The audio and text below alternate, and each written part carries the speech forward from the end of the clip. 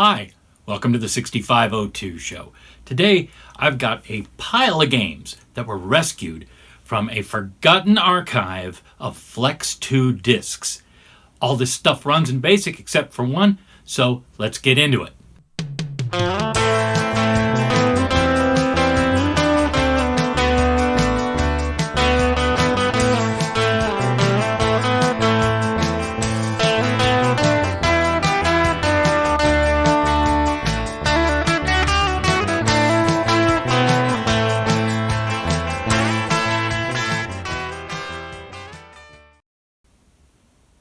So I'm always looking for a new project, something I can do with my computer that I can have some fun with. I mean, it's a hobby after all, right?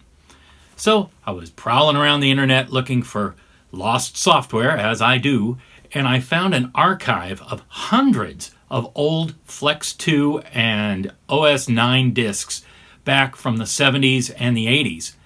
And I had some tools I could use. These came from Daniel Tufvessen, and I'll have a link to those tools in the description below. But anyway, combing through the discs, finding a bunch of really neat old BASIC games that probably hadn't been played in, 45 years or more in some cases. So we're going to get to some games, and the first one we're going to look at is a game from all the way back to the 18th century, Whist, and it's the Swedish variety. All right. Let's get the Monster 68 up and running. There she is. Okay, caps lock on. Let's first load up the compact flash drive catalog and see where Swedish Whist is going to be.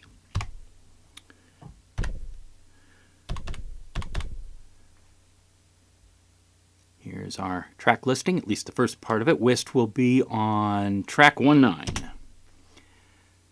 Finish out our catalog here. And we're ready to load. Load from partition 0000. And we want track 19. And there's our loading. Hey, 4 times as fast as a Commodore 1541. All right, we're done. We can now pop out of this and go play the game. And we will do that by exiting Little File. And it's already loaded. And one of the problems with using the compact flash system and Little File the way I have it is it saves all user RAM from location 0 down to 7FFF in one big chunk, which means that all the random numbers that are used to generate pseudo-random numbers, all those locations are exactly the same every time you load that track. So I have to do a little song and dance to get a decent random result. First we'll warm start BASIC. Alrighty, and I'm going to take a quick look at my system clock here on the Linux box, and it says it is 441, the last 3 digits. So I'll just whip up a little one-liner here. For I equals 12411. Oh, getting to 411. I said it was 441, but 411's fine too. And then I'm just gonna do a little loop that's going to seed. It's gonna just keep rolling through that random number generator over and over and over, so that we get ourselves a pretty well seeded pseudo-random number generator. So now we're ready to go. Do I know how to play four-handed whist? Well, I do, but you might not. So let's take a quick look. All right. The original game, which was rescued off the Flex 2 disk archive, if you answered you didn't know how to play, it would close the program down. It would just shut off and bump you right back to the basic prompt. So I altered it a little bit to make it a little more modern, not quite so mean. Anyway, as you can read, we're going to take tricks. And there's 2 ways to play. We can play to take them, or we can play to give them away, which is kind of interesting. So we'll enter the suit, and then the number of the card, the value, or rank if you want to be precise about it. And we'll just play a single game here.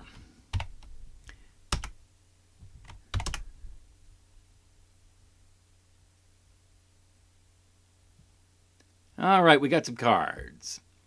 Hearts doesn't look bad. King and a jack, king and a 7, king and a 4, ace, then an 8. I'm going to choose pass this time. Everyone chose pass. Null spell. A null game, so we want to give tricks away. And I'm playing first. So to give something away, let's start with spades number 3. And it looks like Lars took the trick. Damn you, Lars. All right. As you can see, it really doesn't matter what you input to say you're ready to go. Anything will do. Now, I have diamonds, so I'm forced to play one of them. And maybe I can get lucky. I'm not playing the king because I don't want to take the trick. Let's play the 7 and see how we do. Karin had to take the 8. Awesome. It worked out. We'll move ahead in our coverage. Okay, we're coming down to the end of the game, and only a few cards are left remaining, so let's play this thing out. Kirsten plays the 8. I have to play the king. I'm likely going to take this one. And sadly, I do. But the 4 of spades would be a good play for me right now. Spade 4.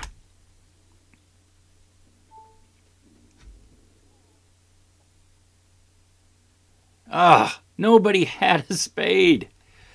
Okay, we're down to it, and I have a jack of hearts left, so we're probably going to end up losing this one. Hearts, jack. Everyone else will discard something because they don't have hearts. And sure enough, you and Lars, meaning me and Lars, got 7. Karin and Kirsten got 6. It was null spell, so Karin and Kirsten have won the deal 7-6. Well, at least it wishes me to have a nice day. So that's Swedish Whist. Let's move on to the next game. Okay, next up is Swarms, specifically Swarms 2. Let's load that up. It is on track EO. E-I-E-I-O.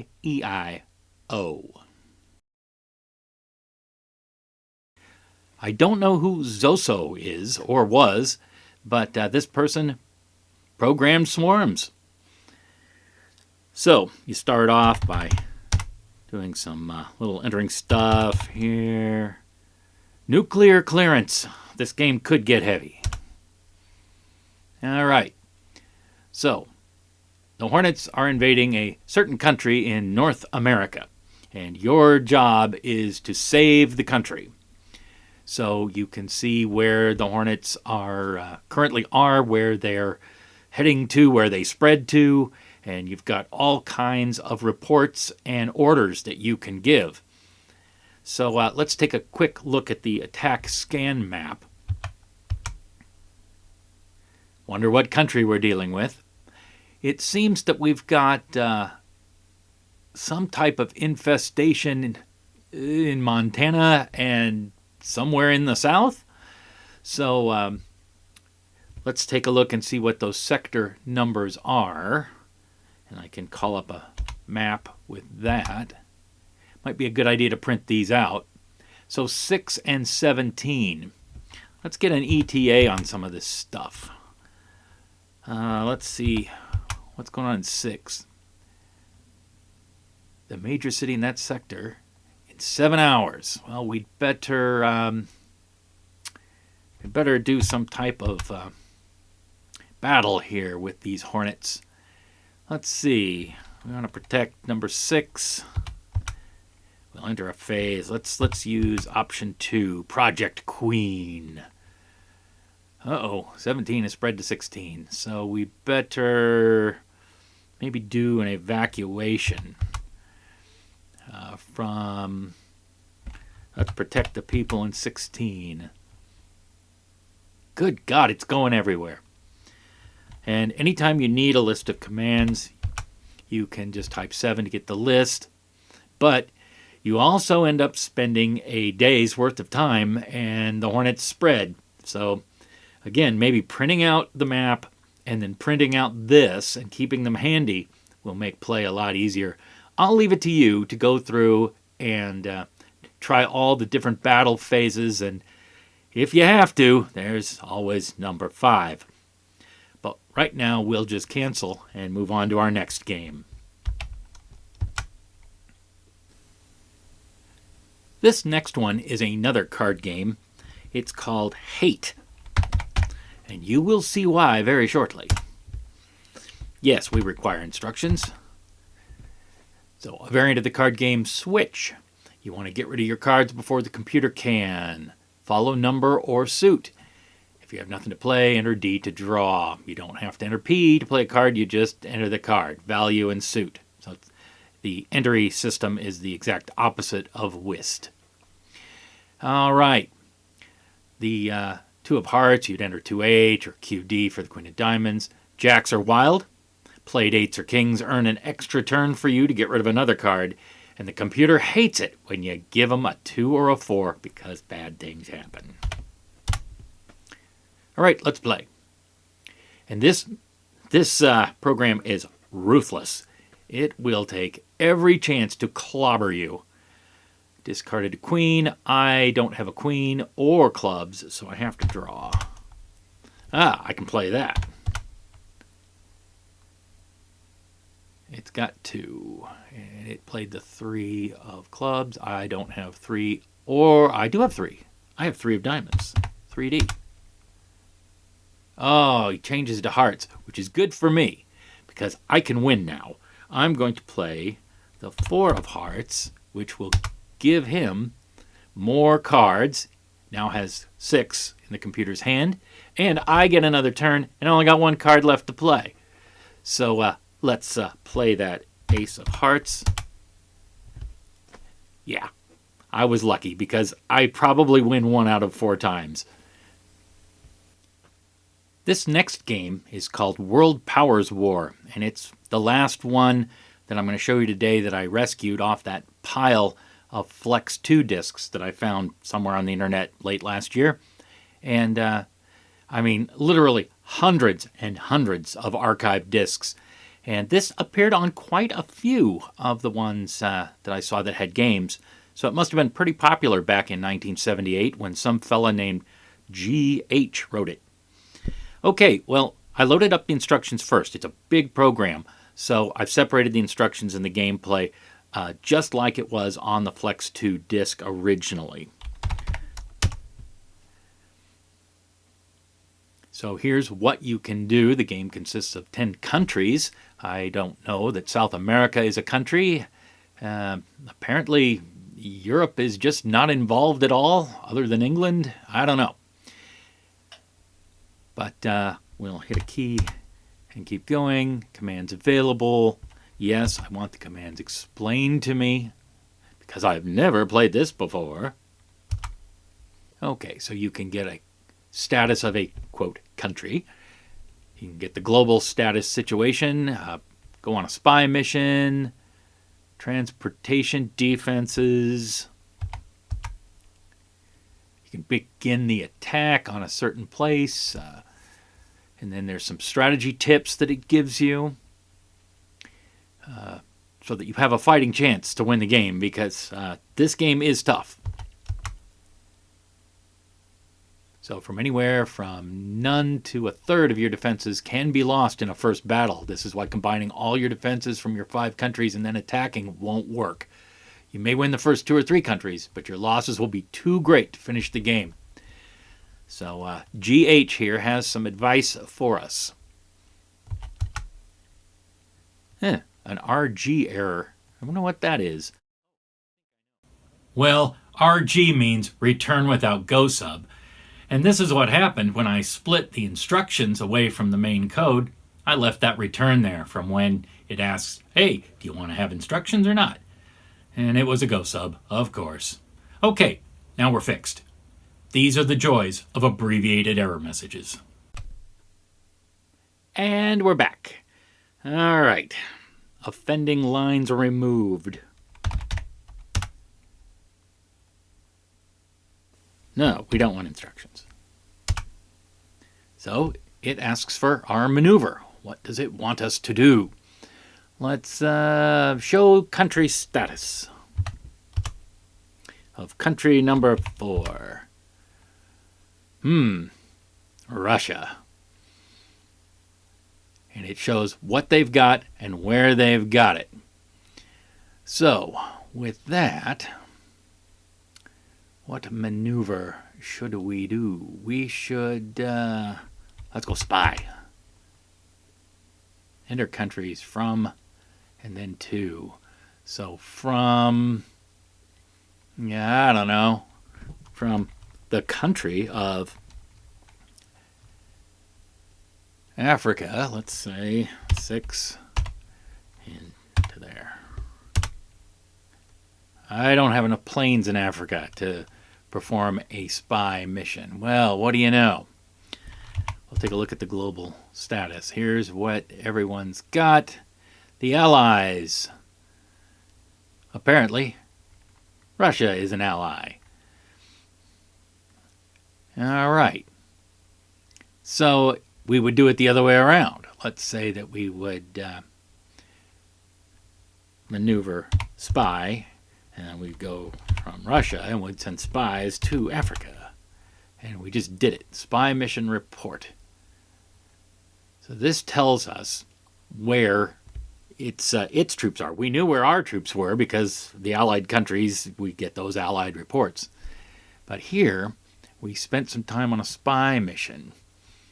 And we could go from there.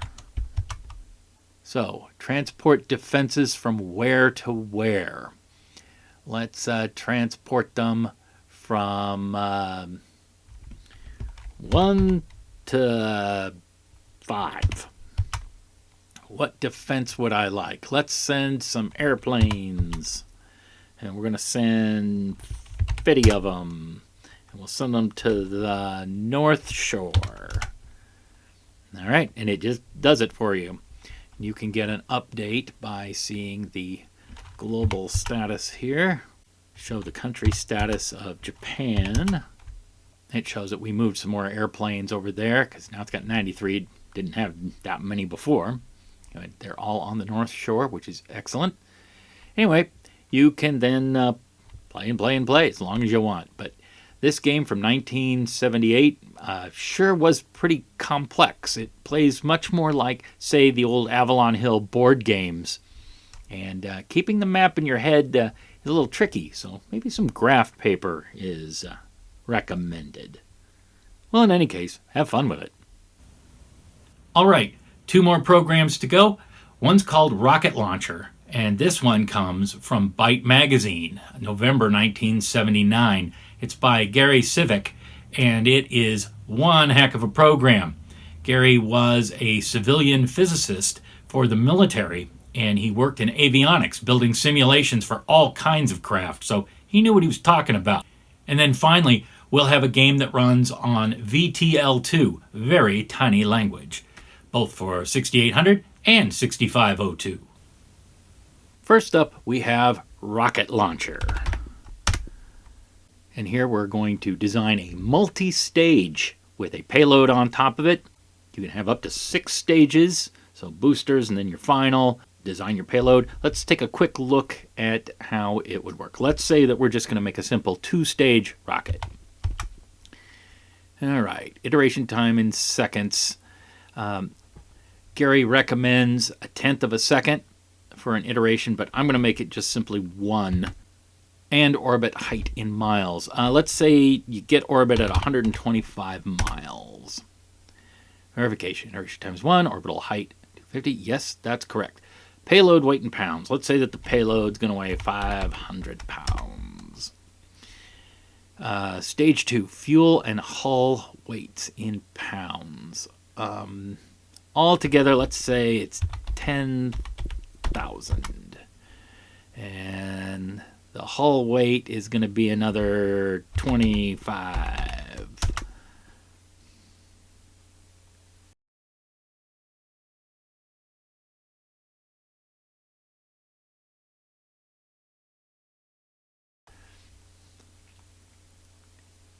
Okay. Forward velocity needed for orbit, we need to achieve 25,550 feet per second. And I have never, it took me, I think I spent 3 hours playing this one afternoon. Never got into orbit. It's quite a challenge. So let's see what we get here. Let's throttle settings. Let's open her up. And then we're our thrust angle in degrees, let's say it is 10. And then our burn time, let's burn it for 44 seconds. And the program calculates, and oh wow, yeah, we didn't get very far.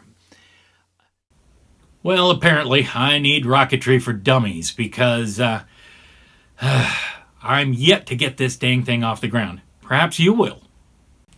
All this stuff will run on anything derived from early Microsoft Basic. So if you've got Altair Basic 1.1 or you've got Commodore Basic V2 that's running on a VIC-20 or a Commodore 64, the Atari stuff, AppleSoft, don't worry, you can run these games. Heck, you can even run them on a Commander X16 if you want. For instance,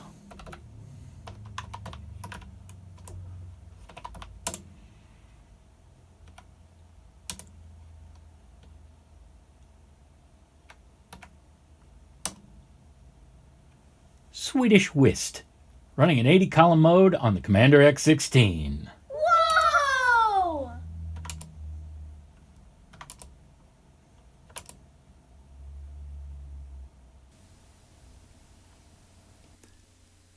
All right, I've got Mini Trek running, and as you can see, we are right next to a starbase.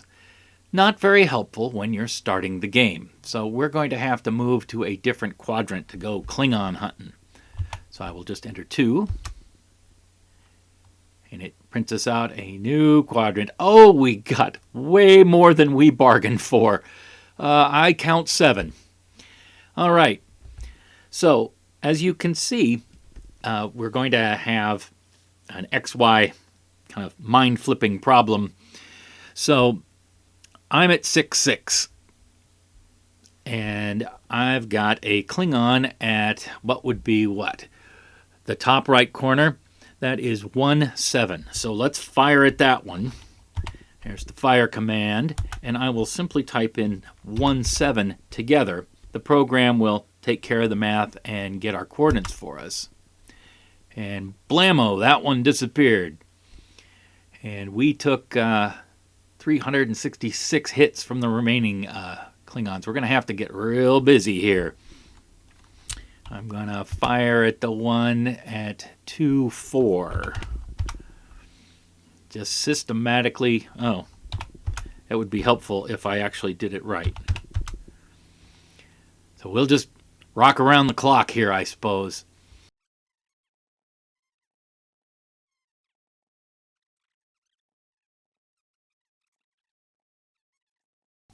Phew! All right. So we ended up burning about half of our energy, but I haven't seen that many Klingons in a sector playing this game in a long, long time. That was pretty crazy. Well, let's fly off to a different quadrant and see what we get. Hopefully a base. Oh, we got a base. All right. So we're going to move to a different sector. We want to move right next to it. I want to move, and there's going to be a star in the way, so I can't get there directly. Let's go to 8.4.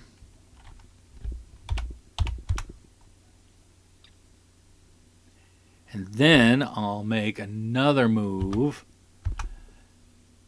to 8.6.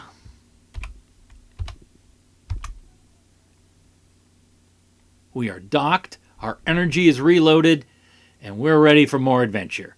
But because we've all played Star Trek a million times, I'll leave it here. Thanks for watching the 6502 show. It's always my pleasure to bring it.